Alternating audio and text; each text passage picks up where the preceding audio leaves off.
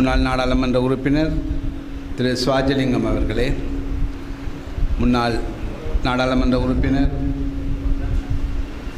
கஜேந்திரன் அவர்களே,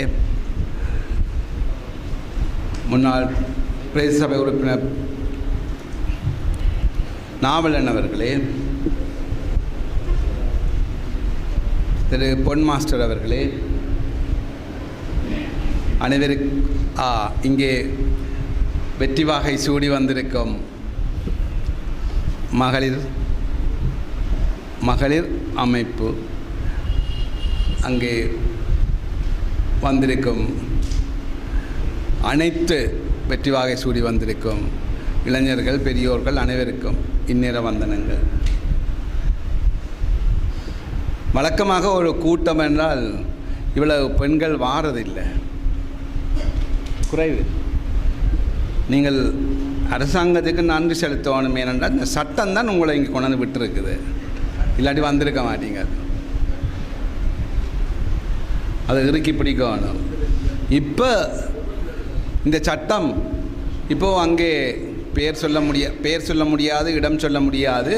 என்னிடம் கேட்டார்கள், ஐயா நீங்கள் உங்களுடைய தலைவர் கஜேந்திரகுமார் அவர்களிடம் அங்கே எங்களுக்கு 3 சீட் வட்டுக்கோட்டையில் கிடைத்தது, அதை 3ஐயும் ஆம்பளைகளுக்கு கொடுத்தா எங்களோட பக்கத்தில் கட்டாயம் பொம்பளைகளுக்கு கொடுக்க வேணுமென்னு என்கிட்ட வந்து சொல்லிச்சுனா. அப்போ நான் சொன்னேன், இந்த விடயங்கள் பற்றி நான் கதைப்பதில்லை, கதைக்கவும் இல்லை. அது அவர்களாக எல்லோருமாக கூடி முடிவெடுப்பார்கள் என்று நான் சொல்லிவிட்டேன். அது எனக்கு வந்த சிக்கல் நான் இந்த நாட்டை விட்டு போகும் முன்பு கடந்த முறை போட்ட அத்தனை வேட்பாளர்களுக்கும் இம்முறை போட்டு விட்டார்கள். அவர்கள் நினைக்கின்றார்கள் நான் தான் ஏதோ போட்டது, அது முதல் போட்டது தான். இப்போ இந்த முறை அவர்களை போட்டபடியால் அவர்கள் மிகவும் துணிவாக நான் இப்போது வேறு கட்சிக்கு போனாலும் கதைக்கின்றார்கள். கதைக்கட்டுக்கும் என்ன, ஒருவேளை இந்த முறை தெரிவு செய்யப்படாவிட்டால் அவர்கள் அப்படியே மக்கள் முன்னணி பக்கம் நாங்கள் கொண்டு வர வேண்டிய தேவை இருக்கின்றது. எனவே நீங்கள் இங்கு நான் வந்தபோது அவதானித்தது, இந்த நேரம் பிழையாக இருந்தது. இங்கே எல்லோரும் கருத்துக்களை செவி மடுப்பார்களா அல்லது பேசாமல் விட்டு விடுவார்களா என்று பெண்களை போட்டார்கள் முதலில். மிகவும் எல்லோரும் மிக அவதானமாக கேட்டுக்கொண்டிருந்ததை நான் பார்த்தேன். அது மாத்திரமல்ல, நீங்கள் தெரிவு செய்யப்பட்டது மாத்திரமல்ல, மற்ற வேட்பாளர்கள் எல்லோரும் சேர்ந்து நிச்சயமாக இங்கு அத்தனை பேரும் அத்தனை தலைவர்களும் இருக்கின்றார்கள், பேசுவதை செவிமடுத்து அதை நீங்கள் தொடரப்போகின்றீர்கள் என்பது திட்டத்தெளிவாக தெரிகின்றது. எனவே நீங்கள் இப்போது ஒரு உறுப்பினராகிவிட்டீர்கள், அது மாத்திரம் போதாது, நீங்கள் சபைகளில் பேச வேண்டிய, எடுத்து கொடுக்க வேண்டிய, நீங்கள் எந்த இடத்திலிருந்து தெரிவாகினீர்களோ அந்த இடத்தை மாத்திரமல்ல முழு இடத்திலும் உங்களுடைய சேவையை பரப்பினால்தான் மக்கள் முன்னணியை முழுமையாக வளர்க்கலாம். அது வளர்க்கப்பட வேண்டும். எனவே நீங்கள் முழுமையாக படிக்க வேண்டும். பிரதேச சபை என்றால் என்ன, பிரதேச சபையில் என்னென்ன விடயங்கள் இருக்கின்றது, அங்கே எல்லாம் மேனிஃபெஸ்டோவில் போட்டு எல்லாம் கொடுத்துருப்பீங்க. அது தேர்தலுக்காக கொடுக்கப்பட்டது. ஆனால் அதை அக்குவேறு ஆணிவேறாக நீங்கள் படித்து தெரிந்து கொண்டால்தான் சபைகளில் உங்களுடைய ஆதிக்கத்தை செலுத்தலாம். இது மிக முக்கியமானது. எனவே இந்த இடத்தில் இவ்வளவு பேர் வந்திருக்கின்றீர்கள் தெரிவு செய்யப்பட்டு. இந்த இடம் உண்மையிலே இந்த இடத்துல 2 மடங்காக மக்கள் வந்திருப்பார்கள். இந்த NPP வரக்கூடாதென்று தீவிரமாக பேசியவர்கள் தமிழ் தேசிய மக்கள் முன்னணியினர். அங்கே அங்கஜன் ராமநாதனுக்கு போட்டவர்கள், டக்ளஸுக்கு போட்டவர்கள், NPPக்கு போன முறை போட்டவர்கள், மற்றவர்களுக்கு எங்கே போடுறது என்று தெரியாமல் போட்டு விட்டார்கள். நாங்கள் தமிழ் தேசியம் காப்பாற்றப்பட வேண்டும், வடமாகாணத்தில் தமிழ் தேசியம்தான் தலைநூறி நிற்க வேண்டும் என்று முழுக்க பேசியது தமிழ் தேசிய மக்கள் முன்னணி.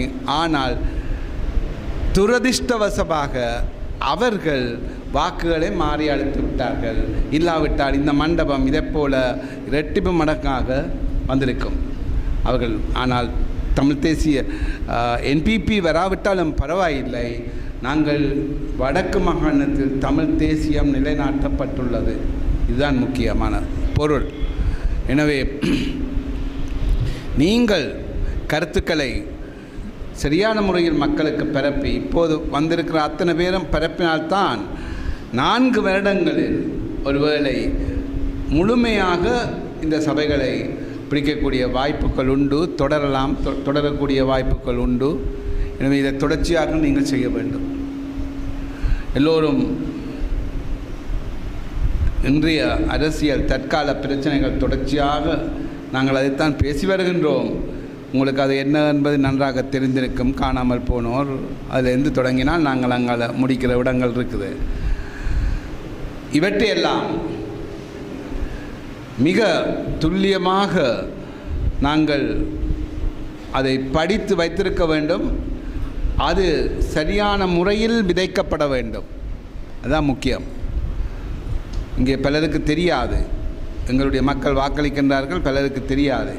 மேலெழுந்த வாரியாக அவர்கள் போட்டு விடுவார்கள். இது ஒரு புறம். 2வது, நேற்று நான் பார்க்கும்போது சந்திரசேகரன் அவர்கள் சொல்கின்றார்கள், தமிழரசு கட்சி சாராயம் கொடுத்து வாக்கு தேடியதென்று. நான் அதை கேட்ட உடனேயே நான் இரவு 2-3 பேருக்கு அடித்து கேட்டேன். அதில் உண்மை உண்டு. அது முக்கியமாக வட்டுக்கோட்டை தொகுதியில் சாராயம் முதல் நாள் இரவு கொடுக்கப்பட்டது, வட்டுக்கோட்டை தொகுதியில் கொடுக்கப்பட்டது, அது நிரூபிக்கப்பட்டுள்ளது. அத்துடன் அங்கு ஒருவர் அவர்களுக்கு மேல் வழக்கு போடுவதற்காக எல்லாவற்றையும் எடுத்து வைத்திருக்கின்றார். அவ்வளவு கீழ்த்தரமான ஒரு நிலப்பாட்டுக்கு போய் வெல்ல வேண்டும் என்ற ஒரு நியதி இருந்திருக்கின்றது. ஒன்று, அவர்களிடம் நிறைய பணம் இருக்கின்றது. சஜித் பிரேமதாசா அவர்கள் ஏற்கனவே கொடுத்து வைத்திருக்கின்றார். அந்த பணம் இப்போது அவர்களுக்கு மிகவும் அவர்களுக்கு எந்த வழியில் என்னத்தை செய்யணுமோ பணம் இருக்கின்றது, செய்துவிட்டார்கள். இது உண்மை. இதை நாங்கள் வாபஸ் பெற முடியாது அந்த கட்டத்திலும். எனவே நாங்கள் பல போட்டிகளின் ஊடாக இந்த நிலைக்கு வந்திருக்கின்றோம் என்பதை நீங்கள் ஒவ்வொருவரும் உணர வேண்டும். எங்களுடைய இது உண்மையில் இது மகத்தான வெற்றி, மகத்தான வெற்றி. இன்று பாருங்கள், எந்த கட்சியும் சபை அமைக்க முடியாமல் திணறுகின்றது. அங்கே கொஞ்சம் அசைந்தால் என்பிபியுடன் போவதற்கும் ரெடியாக இருக்கின்றார்கள். ஆனால் மக்கள் அவர்களுக்கு தகுந்த பாடம் படிப்பிப்பார்கள் என்ற பயத்தில் அவர்கள் போகாமல் அங்கே பலரை அணுகி கொண்டு தான் இருக்கின்றார்கள். மிக தெளிவாக எங்கள் பக்கத்திலிருந்து சொல்லப்பட்டிருக்கின்றது, எங்கள் கொள்கைகளுடன் சேர்ந்து பயணிக்க தயாராக இருந்தால் அதற்கு நாங்கள் ஆதரவளிக்கலாம் என்று சொல்லப்பட்டிருக்கின்றது.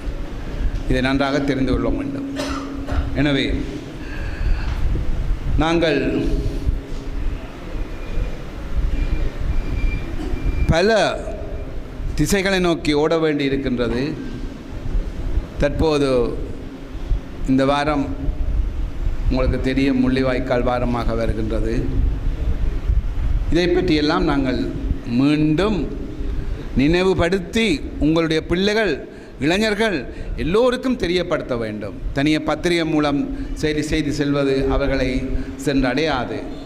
அந்த செய்ய வேண்டிய வேலையை பெற்றோர்கள் தவறவிட்டபடியாத்தான் இன்று என்ன நடந்தது 2009 என்று தெரியவில்லை, மக்களுக்கு தெரியவில்லை.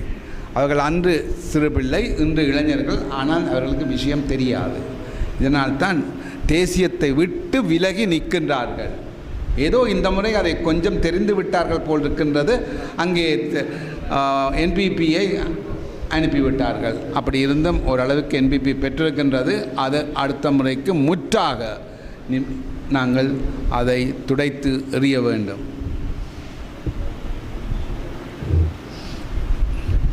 பல விடயங்கள் உங்களுடைய நாளாந்த அதாவது இனிமேல் மக்கள் சேவையை செய்ய போகின்றீர்கள், மக்கள் உங்களை தேர்ந்தெடுத்து விட்டார்கள், நீங்கள் மக்களால் தெரிவு செய்யப்பட்ட பிரதிநிதிகள். மக்களால் தெரிவு செய்யப்பட்ட பிரதிநிதிகளுக்கு சாதாரணமானவர்களை விட அவர்கள் உண்மையில் ஒருபடி மேல்தான்.